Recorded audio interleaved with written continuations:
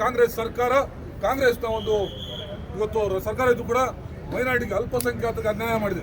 ಇವತ್ತು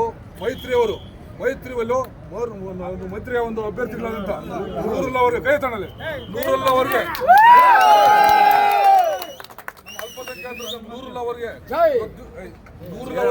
ಇವತ್ತು ಟಿಕೆಟ್ ಘೋಷಣೆ ಮಾಡಿ ಅವಕಾಶ ಮಾಡಿ ಅಧಿಕ ಮತಗಳ ಹಂತಗಳಲ್ಲಿ ಗೆಲುವು ಮಾಡಿಕೊಟ್ಟಿದೆ. ಯಾವ ಪಕ್ಷ ಅದು? ಅವ್ರು ಮೋಸ ಮಾಡಿದ ಆ ಸಮುದಾಯಕ್ಕೆ ಮೋಸ ಮಾಡಿದ ಪಕ್ಷ ಅದು ಅಂತ ಮೋಸ ಮಾಡಿ ಅಲ್ಪಸಂಖ್ಯಾತನ ಕೇವಲ ಓಟ್ಗಾಗಿ ಬಳಸ್ಕೊಳ್ತವ್ರೆ. ನಿಮ್ಮನ್ನ ಒಂದು ಮತ ಬ್ಯಾಂಕ್ ಮಾಡ್ಕೊಂಡಿದ್ದಾರೆ. ಅದಕ್ಕೆ ತದ್ವಿರುದ್ಧವಾಗಿ ನಾವು ಮತ ಬ್ಯಾಂಕ್ ಅಲ್ಲ ಮಾಡೋದು, ನಾವು ಅಭಿವೃದ್ಧಿ ಪರ ಇರ್ತಕ್ಕಂಥ ಇವತ್ತು ಸಾಬೀತುಪಡಿಸಿದ್ವಿ. ನಿಮ್ಮೆಲ್ಲರ ಪ್ರೀತಿ, ವಿಶ್ವಾಸ, ಸಹಕಾರ NDA ಅಭ್ಯರ್ಥಿಗಳ ಮೇಲೆ ಇರಲಿ, NDA ಒಂದು ಮೇಲೆ ಇರಲಿ.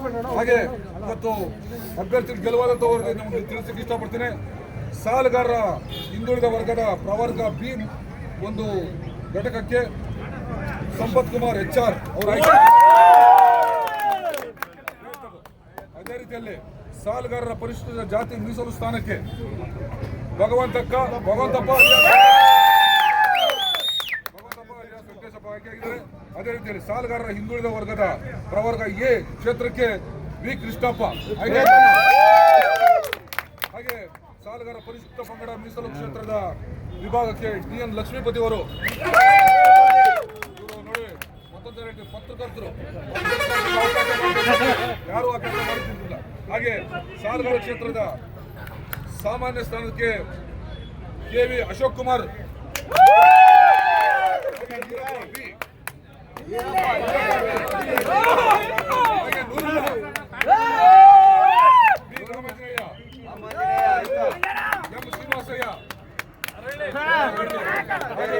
ಸಾಲಗಾರರ ಕ್ಷೇತ್ರದ ಮಹಿಳಾ ಮೀಸಲು ಸ್ಥಾನಕ್ಕೆ N ಉಮಾದೇವಿ ಅವರು.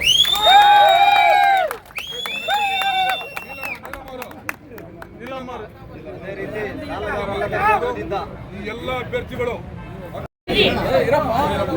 ನಮ್ಮೆಲ್ಲರ ಹೆಮ್ಮೆ ನೆಚ್ಚಿನ ಪ್ರಧಾನಮಂತ್ರಿಗಳಾದಂಥ ನರೇಂದ್ರ ಮೋದಿ ಅವರ ಒಂದು ಅತ್ಯುತ್ತಮವಾದ ಆಡಳಿತ, ನಮ್ಮೆಲ್ಲರ ನಾಯಕರಾದಂಥ JDS ಮುಖಂಡರು ನಾಯಕರಾದಂಥ ಗೌರವಾನ್ವಿತ ನಮ್ಮ ಕುಮಾರಸ್ವಾಮಿ ಅವರ ಆಡಳಿತ, ಕೇಂದ್ರ ಸರ್ಕಾರದ ತಗೊಂಡಂಥ ಅತ್ಯುತ್ತಮವಾದ ನಿರ್ಧಾರಗಳಿಂದ ಇವತ್ತು ಸಹ ರೈತ ಸಮೂಹ ಇವತ್ತು ಸೊಸೈಟಿನ ನಮ್ಮ ತಂದುಕೊಂಡಿದೆ.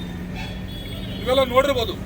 ಈ ಒಂದು ಸೊಸೈಟಿಯಲ್ಲಿ ಯಾರು JDS ಮತ್ತು BJP ಬೆಂಬಲಿತ ಒಂದು ಮತದಾರರಿದ್ರು ಅವರನ್ನ ಸರಿಸುಮಾರು 220 ಮತದಾರನ್ನ ವೋಟರ್ಸ್ನ ಆಡಳಿತ ಯಂತ್ರ ಬಳಸ್ಕೊಂಡು, ಸರ್ಕಾರ ಬಳಸ್ಕೊಂಡು ಅವರ ಆಡಳಿತ, ಅವ್ರ ಓಟು ಮತ ಕಲಿಸುವಂಥ ಕೆಲಸ, ಅವ್ರ ಮತ ಚಲಾವಣೆ ಮಾಡೋಕ್ಕಾಗದಂಥ ಸ್ಥಿತಿ ನಿರ್ಮಾಣ ಮಾಡಿದ್ರು. ಜೊತೆಗೆ ಅವರ ಅಭ್ಯರ್ಥಿಗಳಿಂದ ನಮ್ಮಲ್ಲಿರ್ತಂಥ ಅಭ್ಯರ್ಥಿಗಳನ್ನ ಅವರು ಸೀಟ್ ಕೊಡ್ತಿದ್ದ ಆಮಿಷ ಒಡ್ಡಿ, ಹಣ ಆಮಿಷ ಒಡ್ಡಿ, ಜೊತೆಗೆ ಸರ್ಕಾರ ಮತ್ತು ಆಡಳಿತ ಯಂತ್ರ ಬಳಸ್ಕೊಂಡು ಅಲ್ಲಿ ಅಭ್ಯರ್ಥಿಗಳು ಮಾಡಿದ್ರು. ನಿಮಗೆಲ್ಲ ಗೊತ್ತಿರಲಿ, ಮೋಸ, ವಂಚನೆ, ದುರಾಡಳಿತಕ್ಕೆ ಒಂದು ಕೊನೆ ಇರ್ತದೆ ಅಂತ ಕೊನೆ ಇಲ್ಲಿ ಪ್ರಾರಂಭ ಆಗ್ತಾ ಇದೆ. ಇದು ನಮ್ಮ ಒಂದು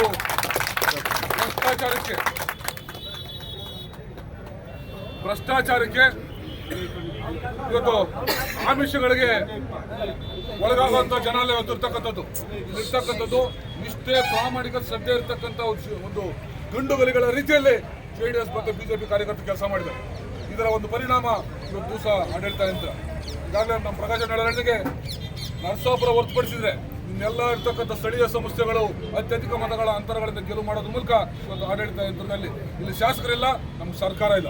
ಅದು ಕೂಡ ಅಲ್ಲಿ ಕೂಡ 200 ಓಟನ್ನ ಸೇರಿಸಿ ಹೊಸದಾಗಿ ಸೇರ್ಪಡೆ ಮಾಡಿ ಅವ್ರಿಗೆ ಆಮಿಷಗಳು ಒಡ್ಡಿ ಮೋಸದಿಂದ ದುರಾಳಿಂದ ಗೆದ್ದಿರೋದು ನ್ಯಾಯಯುತವಾಗಲ್ಲ, ಹಿಂಭಾಗದಿಂದ ಬಂದು ಗೆದ್ದಿರೋದು. ಹಾಗಾಗಿ ಇವತ್ತು ನೇರ ಚುನಾವಣೆ, ನೇರ ಸ್ಪರ್ಧೆ, ಯಾವುದೇ ಆಮಿಷಗಳು ಒಡ್ಡೆ ಒಂದು ನೇರ ರೈತರ ಒಂದು ಪಕ್ಷ, ರೈತರ ಆಡಳಿತದಿಂದ ಗೆದ್ದಿದೆ. ಆ ಮೂಲಕ ಮುಂದೆ ಬರ್ತಕ್ಕಂಥ ಎಲ್ಲ ಚುನಾವಣೆಗಳು ಕೂಡ ಮೈತ್ರಿ ಅಭ್ಯರ್ಥಿಗಳು ಗೆಲುವು ಮಾಡೋದ್ರ ಜೊತೆಗೆ ಮುಂದೆ 2028ರ ಆಡಳಿತ NDA ಅಭ್ಯರ್ಥಿಗಳ ಗೆಲುವು. ಇದರಲ್ಲಿ